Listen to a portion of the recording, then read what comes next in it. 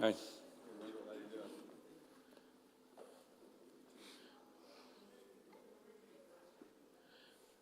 Jacob, am I right? Golly. I got it high enough this morning, didn't I?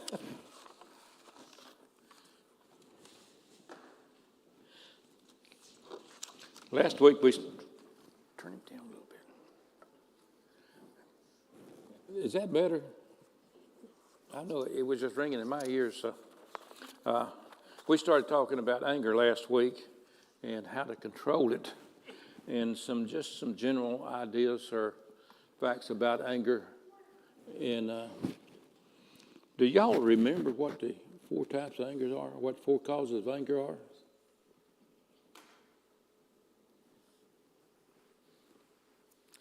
Well, I'm doing a great job. Injustice sound something that would make you angry? How about hurt? Somebody bop you on the end of the nose, to make you angry? How about it, Nash?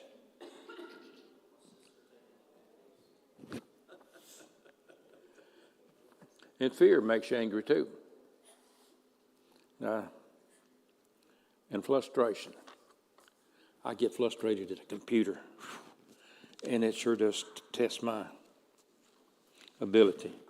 And one of the other things we talked about is that scripture I use there. A fool gives full vent to his anger, but a wise man keeps himself under control. That's in Psalms 29:11. The scripture is very plain that we do have anger, and it is a God-given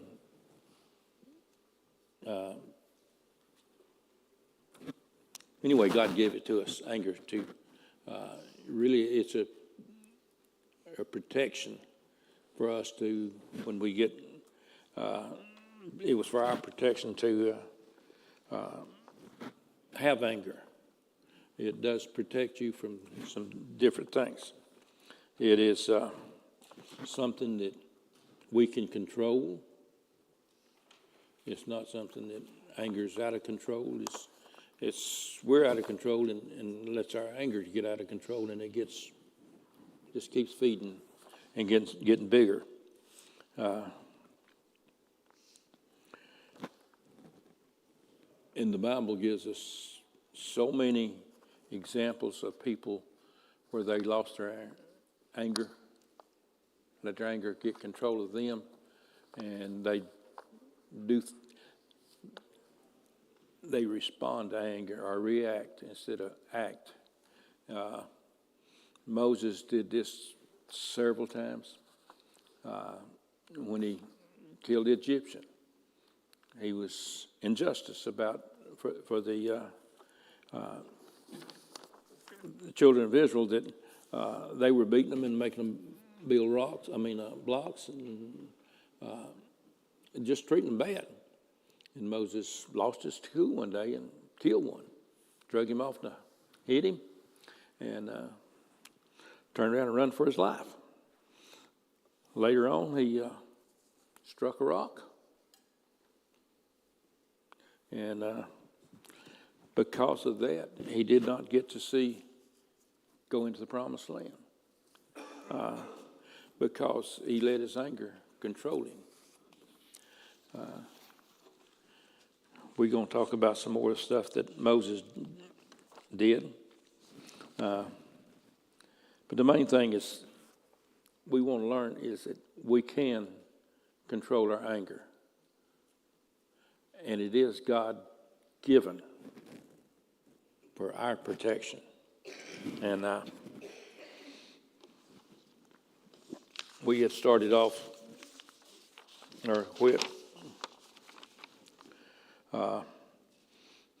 What are some misconceptions about anger? And I want to remind you, I'd sure be glad to hear y'all's thoughts or comments or anything to help me along on this, because when I teach this in down at Options Pregnancy, for people that have this problem, it's a give and take. I ask questions and I expect answers for them so they can enlighten me on where they're at and what they're doing.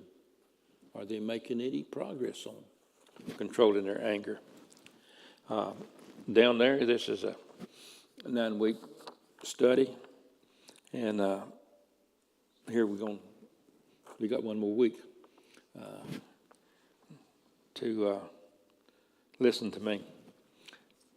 And I'm not sure what Mac has got in store for us after this. We talked about is it a sin to be angry? And we talked about when Jesus was angry with the Pharisees and Sadducees, the spiritual leaders of the day. And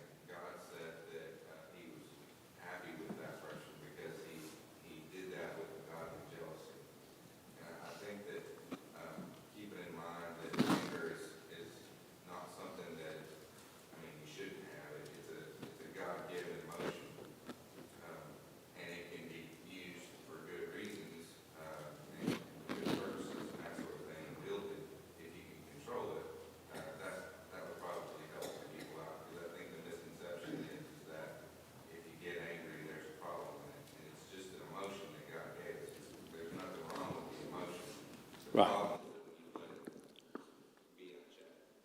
When we let the emotion control us, and that's the one thing that we want to get across is that you can control it, but you got to start early. You don't get in the middle of a temptation and then try to turn around and run away. You run away at the beginning when you see it. Say, this is not something I need to be engaged in. That's when you leave, and you don't let your temper get out of control. And we talked about the stages of it develops wrath and rage and stuff. That's when it's really hard to control. And we see people do crazy things that we think, well, why in the world they do? They get mad, driving down the road and shoot somebody else driving down the road. That ain't smart. And it's not that they've just lost control of their temper. And you can, I know I have been driving down the road and somebody cut me off, and it upsets me a little bit, or used to a lot. And then I finally say, hey, you just go on. Somebody take care of you. And it's not my job to do that.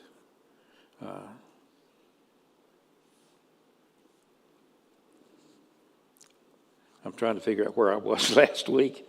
Here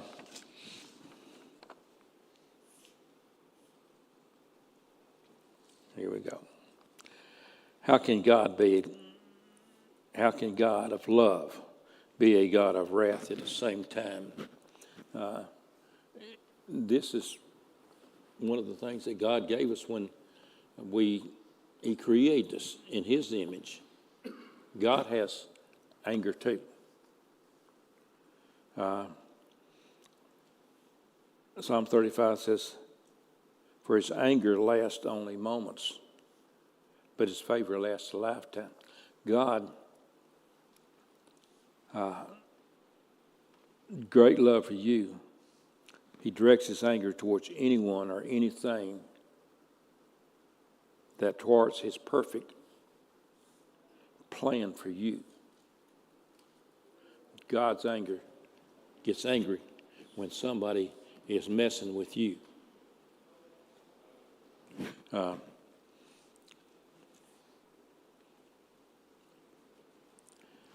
He expressed anger on your behalf for your ultimate good. And I think that this is something that we don't take time to understand about God is he looks after me. He looks after us. He looks after you. And everything is for our protection and our good, that he has given us these things. And he does have wrath. Can anyone be really angry even when they don't look or sound angry?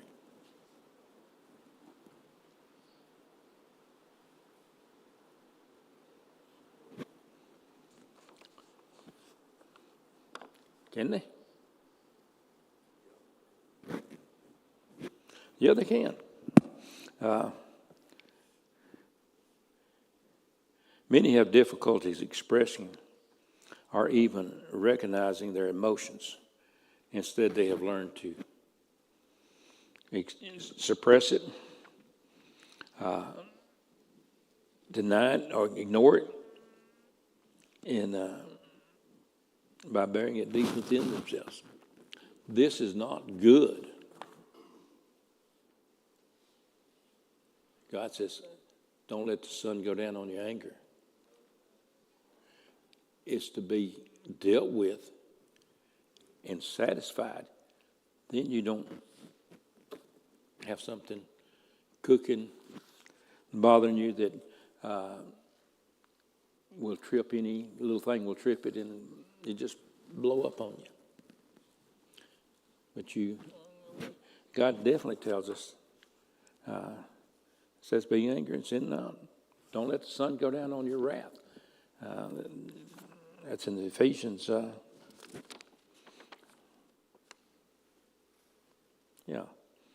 4:26. It just not good, and we're going to look at some more of this later. And it doesn't make any difference whether you admit it or not. You can deny it. Donna will tell you that that's one of my difficulties is I tend to want to go off by myself and bury it instead of coming back and dealing with it. Since I've been doing this, I have learned that I can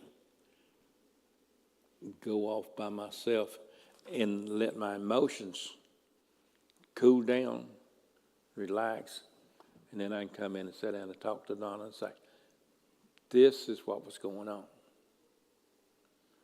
When I give her a sharp answer, she gives me a sharper one back, and my inclination is to one-up her. This is when I need to say, hey, we're losing our cool. I'm going to go outside, and we'll come back and we'll talk about this later. It works. And when we deal with our anger instead of suppressing it, we're a lot better off.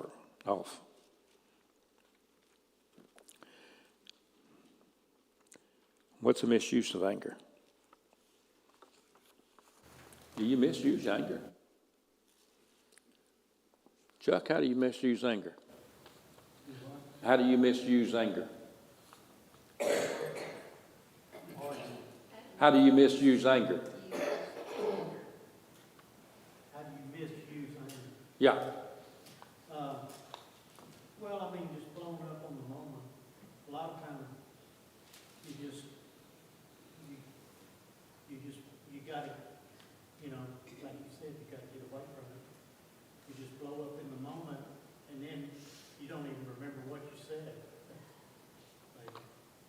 Yeah, Carol?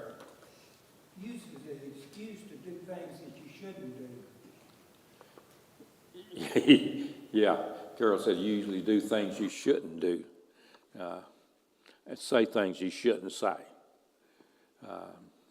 One of the things that I also teach a class on parenting, and I'm teaching the guy that has the 7-month-old, and it talks about what we do not say to a child, that it matters so much. You don't tell your daughter that she's a female dog. You don't say those things, that she's promiscuous. You know, you don't accuse her of these things. You don't call them stupid or dumb, or you never do anything right. The words that we use, and I am guilty. If you don't believe it, you can ask my wife over there. We say things to each other, to the number one person in my life, that's terrible. They're hurtful. That should never come out of my lips. But I do it, and it's because I hadn't stopped to think about the hurt that I'm putting on somebody else.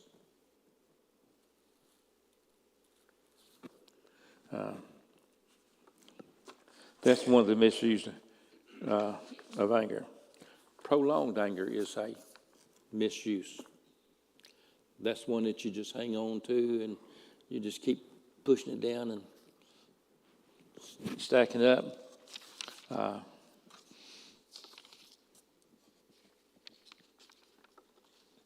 This anger is a result of unforgiving heart to some past offense. You know, we all are, as kids, we grew up with somebody saying something negative, hurtful to us. It might have been a friend, it might have been just a chance association, or it might have been mom or daddy, it might have been uncle, cousin. But if we just don't forgive, the Bible teaches a whole lot about forgiveness. And you can't put out anger, that fire of anger, without forgiveness. Yes, ma'am. When Jesus was angry, it was out of love. I can be angry with Leo and we can have a dispute or something, but I love him. Our society and our kids are learning anger is turning to hate, and hate is turning into violence. That changes anger, prolonged anger, and what angry words. He can say something to me angry, and I may take it one way, you may take it beyond. And that's what our youth and people are seeing now. You get mad at someone, there's no discussion. You take them out. Yeah. Do something to them. And that's what angry words and anger does. You say it better than I do. For y'all at home, she just said that anger, that she loves her husband, and her anger gets there. But sometimes the way she says it is not the way that he perceives it. And that's the reason you need to come back and talk about it and take care of it. And then you don't have a cooker sitting there cooking between you that leads to hate, to physical damage, to really bad stuff. And that's one of the things I think that leads to divorces. We don't handle our anger with each other. We let the sun go down. We keep it stored up. We don't deal with it. And it becomes a killer for a relationship. You can do it at work with a coworker. It can happen. happen with a spouse.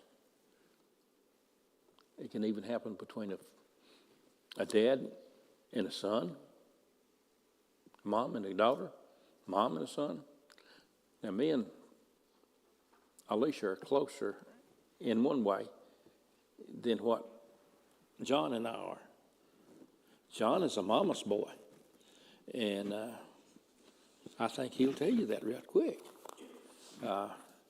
And I think Alicia's a daddy's girl. So it's not just, it cuts both ways. And the things, when we do not take care of our anger, we get in trouble.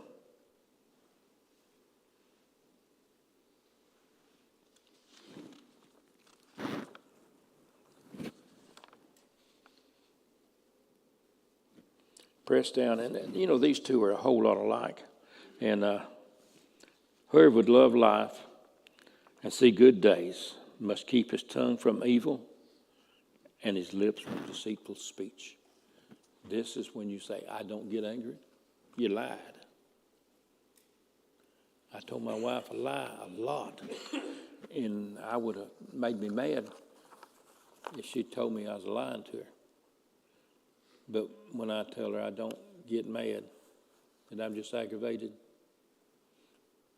that's deceitful. And Peter just says that ain't right, that it is a lie. 1 Peter 3:10.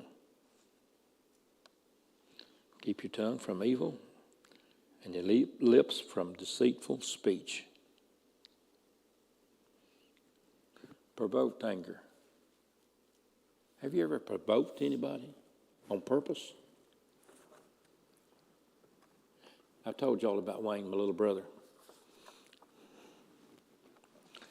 I can talk to him today and I can say, boy, you knew my buttons to push. You kind of can. Yeah, I did. And you know he thinks he still does.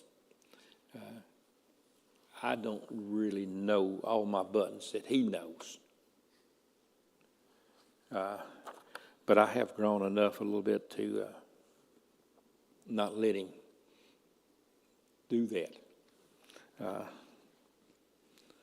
But now as teenagers, he sure could work on me. And it tickles him still today that he could do that.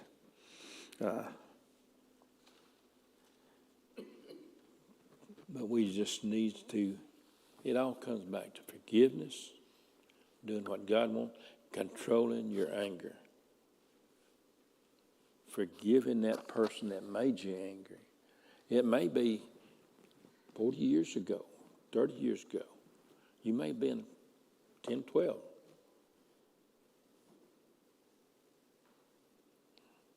That you need to go back and you may not be able to go back. A lot of the people that I knew growing up ain't here no more. I can't go back and talk to them and work out this stuff.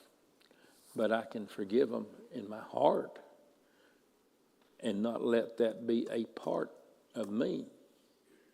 I've done away with it. I've handled it to the best of I can now when I didn't back then.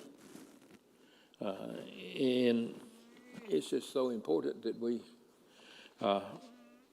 be able to forgive people for making us angry, for the anger that we had. And it may be injustice. It may be from fear. I know I was about 12, and I sold peanuts, 10 cents a bag. I got a nickel, and I paid a nickel for them. And the bus station was a good place to people coming in. They would buy them peanuts and be on the way, on the bus. And there in Lake City, it was right next to a service station. And a guy approached me. I was probably 12, he was probably 17, 18, and had a tire tote in his hand. I gave him all the nickels I had. But that was fear. I hadn't seen this guy since. But I still have to forgive him. And it did. It made me mad. I gave my money and got out of there. But that's one of the protective parts about it. I didn't get hurt. But I still need to forgive this guy. Being he's older than I am, he's probably dead by now, and I wouldn't recognize him if I seen him. But this is just one of the little things that we have to deal with in anger. It's not just right now. We can forgive somebody when Donna's a good example. I can forgive her when she makes me angry. She disappoints me. I can forgive that right now. But those things that I have treasured up in my heart for 40 years, I can still forgive the guy whether he's here or not, or the girl. And we all have that baggage that we need to forgive.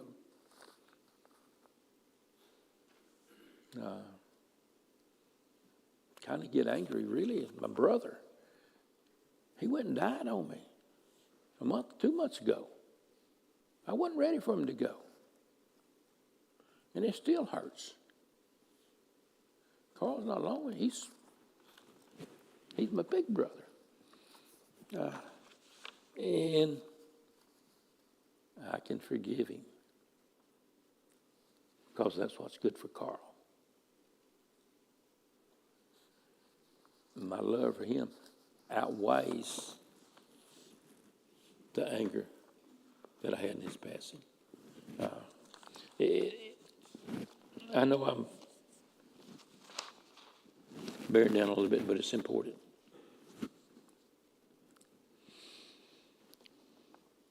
Provoked anger. You know, these two angers we just talked about, the pressed down and the prolonged anger.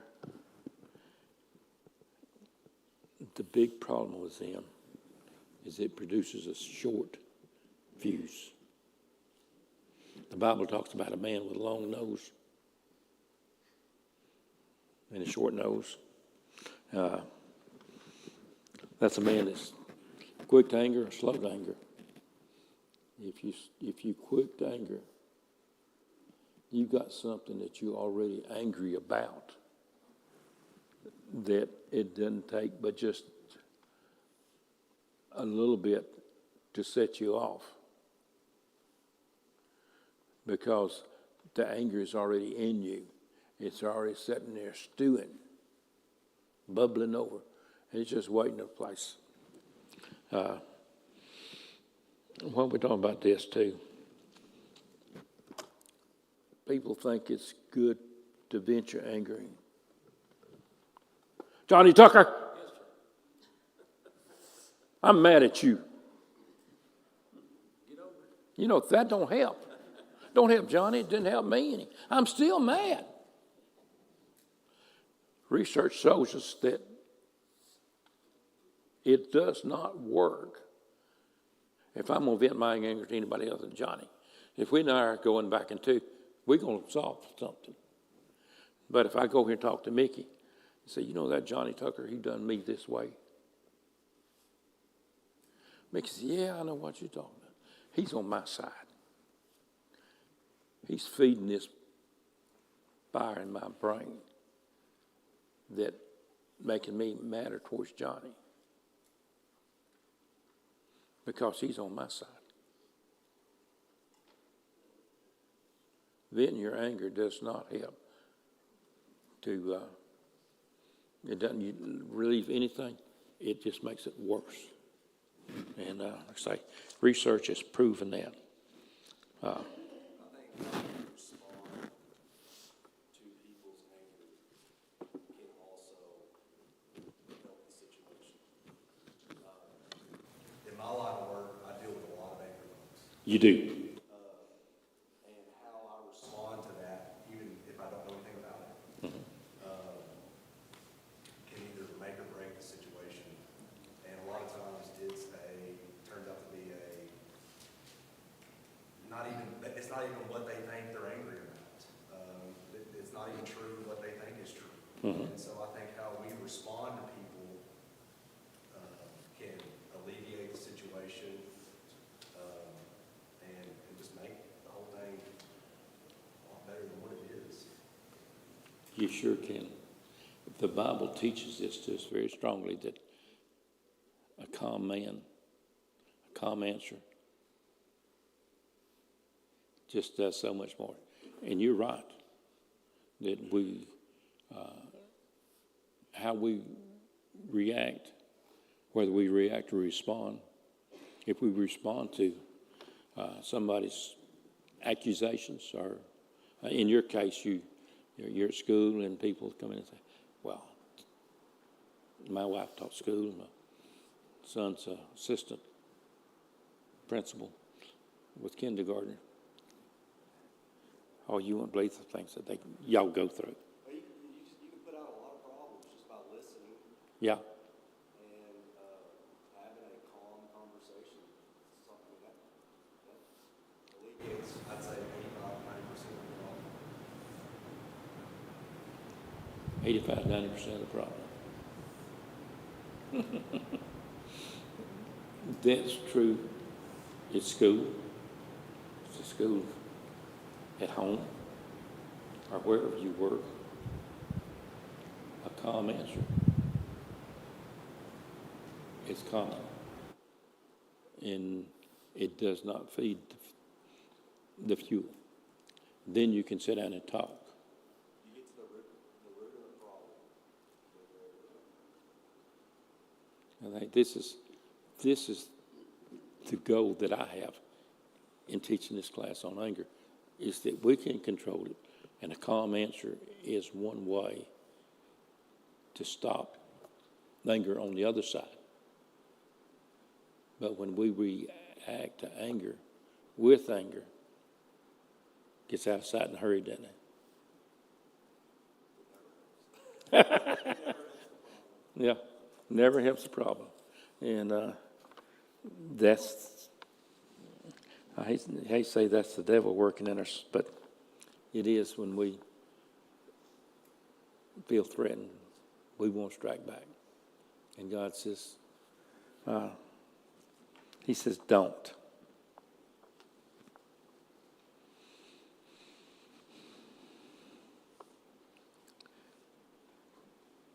Perfused anger, the volcano, that's the terrible stuff. That's what's powerful destruction and hard to control. Anger is characterized by contempt, violence, and abuse towards others. Jesus said, oh, wait a minute. Let me redo that. Matthew 25:22. I tell you that anyone who is angry with his brother will be subject to the judgment.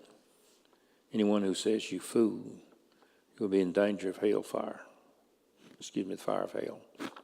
That's Jesus talking about just letting your anger keep going. Do you say things and do things that you're not proud of in the after effect?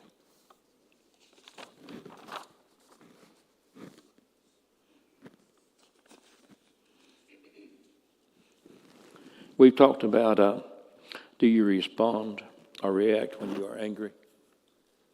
And we want to respond. We don't want to react to anger. We want to be in control of the situation, whether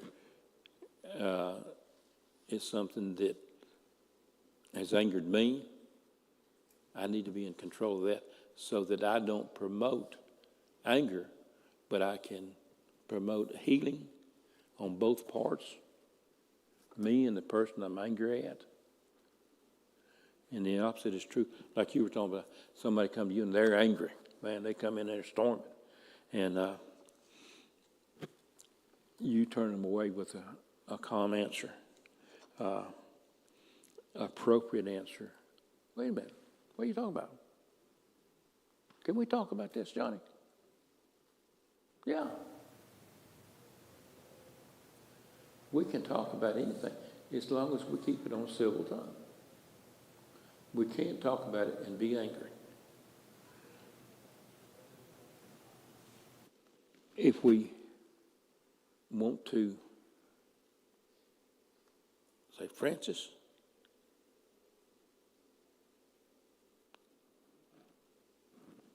if you do this again, what's going to happen? You know, it's real easy to come back. But I can say, Francis, you know, this upsets me, and I would like to work it out. You're too good a lady for me to be angry with. It makes it a whole lot easier. But if I come back and say, with that sharp tongue, that biting word that just wants to destroy, it's going to be a lot harder for her to react in a calm way and put my fire out. Some appropriate reactions or inappropriate reactions are: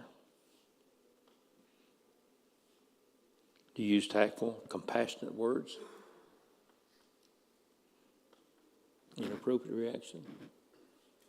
You use tactless, condemning words. You know. Do you try to see the other person's point of view? Was I wrong, really?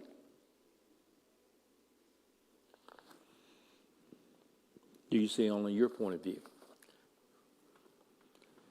We were talking this morning, and Larry said the problem with people is that it's all about I, me, mine, what I want. And people that don't control their anger, they want to hurt.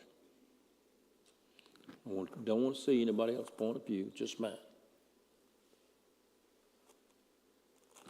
And when you can stop and look at their point of view, Wendell, is this what you think, Wendell? You know? That takes a lot of sting out of stuff. It helps me to understand what's going on.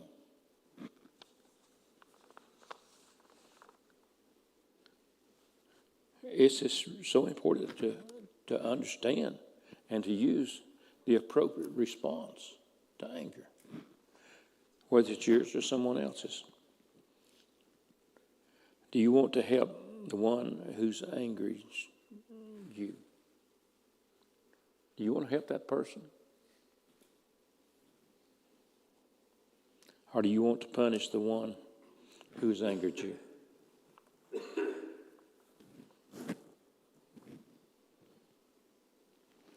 You know, we were talking in the elders' meeting, and Eric said, you choose your heart. It's hard to be angry with somebody. It's hard to forgive somebody for their anger. It's hard to work that anger out. You choose your heart. God tells you which one is best, which one will make you happy, which one will serve you the best. So you choose. I choose my heart. It's hard to live a Christian life. My friend over here, Josh, will tell you it's hard to live in the dark. You choose your dark. Choose your heart. And this is what we do, is we choose whether we make a rational choice or not. But we choose our heart. It's hard to go to work. It's hard to be broke. You choose your heart.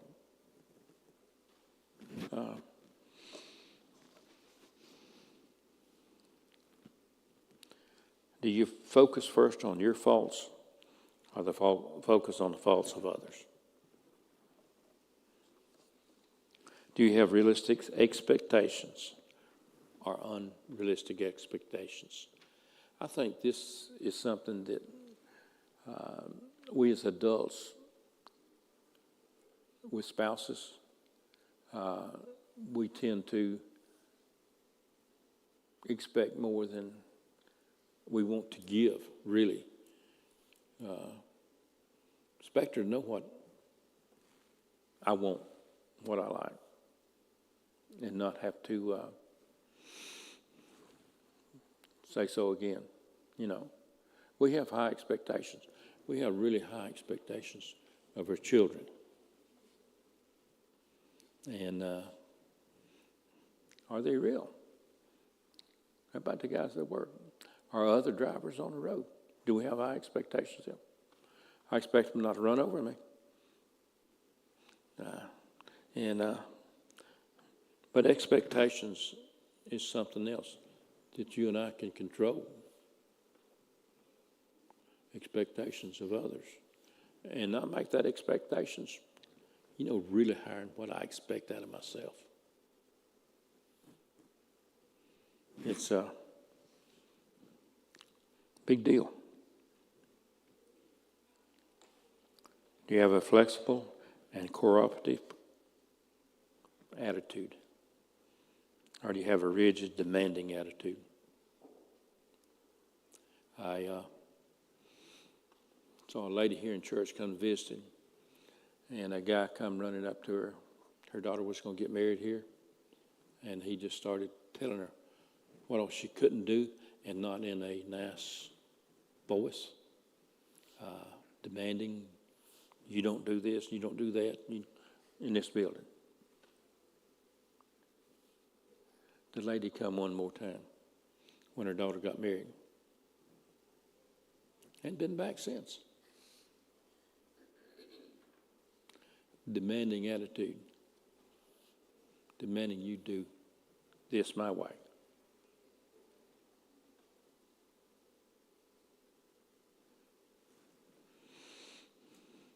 Instead of a flexible, cooperative, how can I help, Mickey? Is there something I can do for you? Makes all the difference in the world. How can we help you? If the guy had come to her with that attitude, what difference would it make? Right? It's important. Do you quickly forgive injustices, or do you hold on to personal injustices? We've talked about this quite a bit. Is injustice is what it is.